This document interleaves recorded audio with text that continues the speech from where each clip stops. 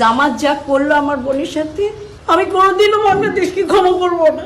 ভাই হারায় বসেছিলাম, এই দিন দেখবো জামাত যা করলো আমার বোনের সাথে, আমি বাংলাদেশকে কোনোদিনও ক্ষমা করবো না। আমার বোন সারা 13 বছর রাস্তায়, আবার রাস্তায়। কেন আমার বোনের সাথে এরকম হইলো আমি জানতে চাই। আমার বোনের সাথে কেন এমন হইলো?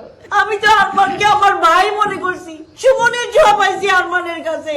আরমানকে দিয়ে জামাত আমার বোনটার সাথে এরকম করলো, আমি মানতে পারতেছি না। আমার খুব কষ্ট হচ্ছে, আমার খুব কষ্ট হচ্ছে। জামাতে সেই যে হাদি একদিন বলছিল জামাতের কাজ তো হচ্ছে তলে তলে, ওরা তো সারা জীবনই তলে তলে রাজনীতি করে। ঠিক তাই করলো আমাদের তুলির সাথে, আমাদের তুলির সাথে ঠিক তাই করলো জামাত। কিন্তু আরমানকে নিয়ে কেন? আরমান তো আমার ভাই, আমি আরমানের দিকে কেমনে তাকাবো? আমি আরমানের দিকে কেমনে তাকাবো? আমার আরমানকে খারাপ ভাবতেও খারাপ লাগবে, কিন্তু আমি জামাতকে একদম ঘৃণা করি, ঘৃণা করি, ঘৃণা করি। আমার বোনটাকে আবার কষ্ট দিল। 13 বছর আগে ভাই হারায় বোন রাস্তায় নামছে, মাসের এমএনএস এর চাকরি, ইঞ্জিনিয়ার মানুষ, সে রাস্তায় নামছে।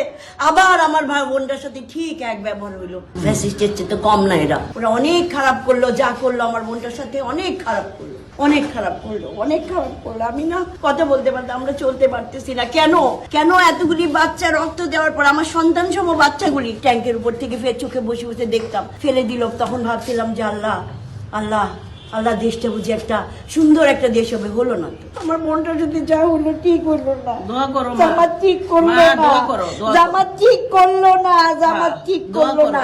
জামাতের সেই রূপ, জামাতের সেই 71-এর রূপ জামাত দেখা দিল। কোথায় আরমান, কোথায় জামাতের এই আচরণ? সত্যি সত্যি জামাত কোথায় সেই রূপ দেখা দিল 71-এ?